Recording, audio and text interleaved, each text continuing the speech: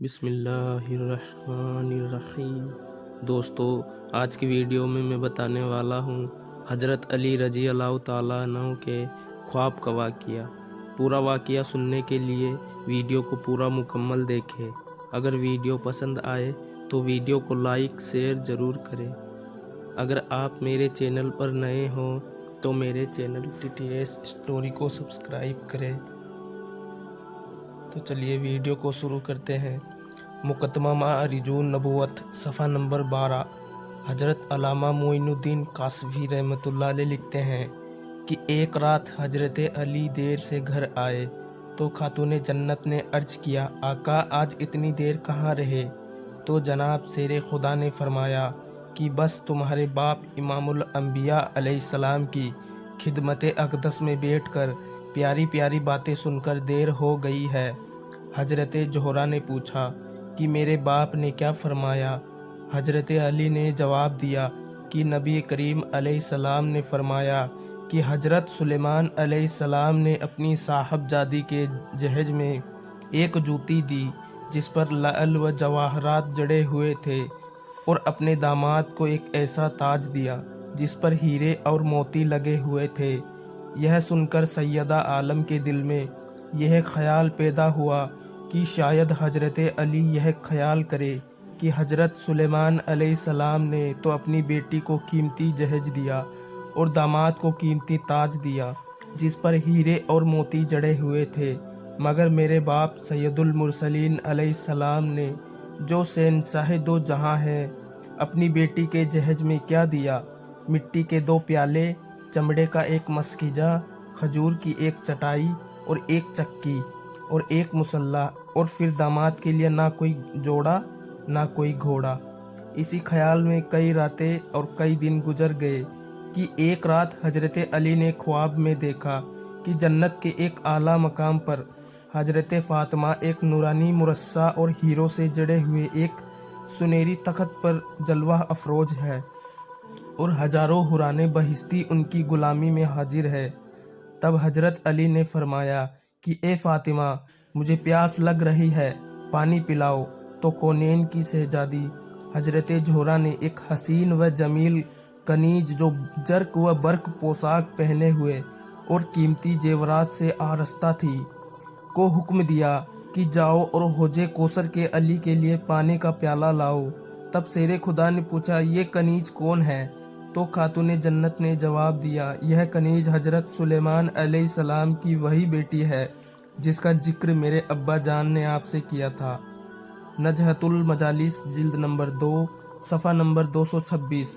قریش مکہ کی چند عورتیں قیمتی لباس پہنے رسول اکرم علیہ السلام کی خدمت اقدس میں حاضر ہوئی اور کہا، اے ابو القاسم، اگرچہ ہمارا مذہب آپ سے جدا ہے لیکن رشتہ داری کا لحاظ رکھتے ہوئے اپنی بیٹی حضرت فاطمہ کو ہمارے گھر ایک شادی کی تقریب میں بھیج دو۔ قریش کی یہ عورتیں اپنی دولت و عمارت اور عیش و عشرت کے مقابلے میں حضرت خاتون جنت کے دنیاوی فقر و غنا اور ظاہری غربت و افلاس کا مذاق اڑانا چاہتی تھی، لیکن شاید وہ نہیں جانتی تھی کہ کسی دولت مند کی دولت، کسی کے سیم و زر کے خزانے، کسی شہنشاہ کا تخت و تاج اور یہ دارا و سکندر کی شان و شوکت سب اسی گھرانے کا صدقہ ہے، اور الفقر فقری کو اپنی زندگی کا معیار بنانے والے اگر مکہ کی پہاڑیوں کو اشارہ کر دے تو انہی پہاڑیوں کو ایک پتھر لعل کے جواہرات میں تبدیل ہو جائے اور ایک ایک سنگ ریزہ سونے اور چاندی میں تبدیل ہو جائے۔ پہلے تو امام الانبیاء خاموش رہے اور پھر فرمایا کہ اچھا تم چلو اور میری بیٹی فاطمہ ابھی آتی ہے۔ وہ عورتیں واپس چلی گئی تو نبی کریم علیہ السلام مصلی سے اٹھے اور حضرت زہرا کے پاس تشریف لائے اور فرمایا، بیٹی، میری شان رحمت و شفقت اور میرے مقام لطف و کرم کا یہی تقاضا ہے کہ دروازے پر آیا ہوا سوالی خالی نہ جائے، اور اسی بنا پر میں نے قریش کی امیر زادیوں سے ان کی کسی شادی میں تمہیں بھیجنے کا وعدہ کر لیا ہے۔ بیٹی، تمہارا کیا ارادہ ہے؟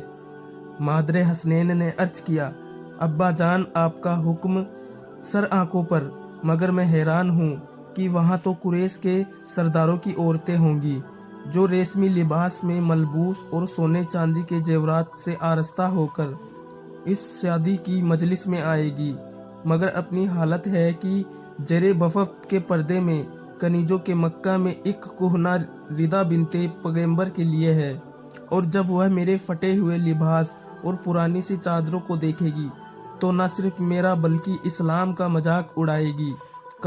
کملی والے آقائے دو عالم صلی اللہ تعالی علیہ وسلم نے فرمایا، اے جانے پدر، پریشان ہونے کی ضرورت نہیں ہے، بے شک وہ قریش کے بڑے بڑے سرداروں کی عورتیں ہیں، مگر تم بھی تو سید المرسلین اور شہنشاہ دو عالم کی بیٹی ہو، اور وہ تو صرف مکہ کے سرداروں کی عورتیں ہیں، مگر تم جنت کی عورتوں کی سردار ہو۔ ان کے پاس دنیا کا ساز و سامان ہے اور تمہارے پاس دولت دین و ایمان ہے، اور کل حشر کے میدان میں جب یہ برہنہ ہوگی تو اس وقت تمہاری ہی چادر تطہیر رحمت و بخشش کا سایہ بن کر گنہگاروں کے سروں پر چھا جائے گی۔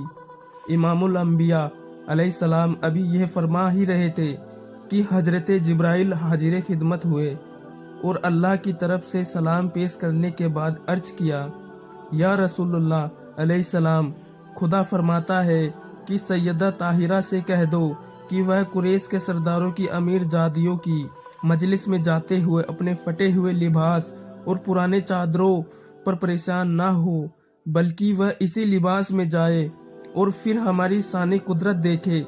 سیدہ دو عالم کا خیال ہے کہ وہ میرے پرانے اور پھٹے ہوئے لباس کو دیکھ کر مذاق اڑائے گی، اور ہماری مرضی یہ ہے کہ یہی عورتیں ضیائے حسن و جمال فاطمی پر پروانہ وار نثار ہور قید کفر سے رہائی پائے۔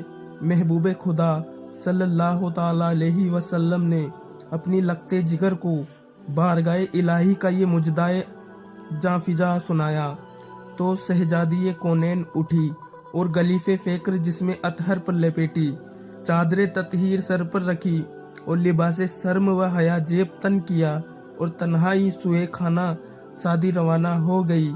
ادھر تمام جنان قریش منتظر تھی کہ دیکھے آج ہمارے دولت قدائے جاہا و حسمت میں انگلی کے ایک اشارہ سے چاند کے دو ٹکڑے کر دینے والے کی بیٹی، اور اپنے اعجاز نبوت سے مکہ کے پہاڑوں کو سونا بنا دینے والے کی لخت جگر کس سج دج کا فاقرہ لباس اور کون سے قیمتی زیورات پہن کر آتی ہے۔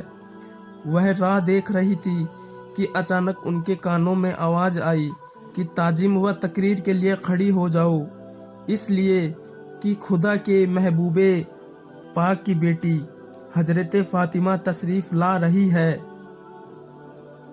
قریش کی تمام عورتیں با ادب کھڑی ہو گئی، اور پھر انہوں نے دیکھا کہ سیدہ زہرا اپنے حسن و جمال باطنی سے خانہ شادی کے در و دیوار کو روشن کرتی ہوئی اس شان و شوکت سے جلوہ افروز ہو رہی ہے کہ سینکڑوں کنیزان پاک دامن ارد گرد ساتھ آ رہی ہے۔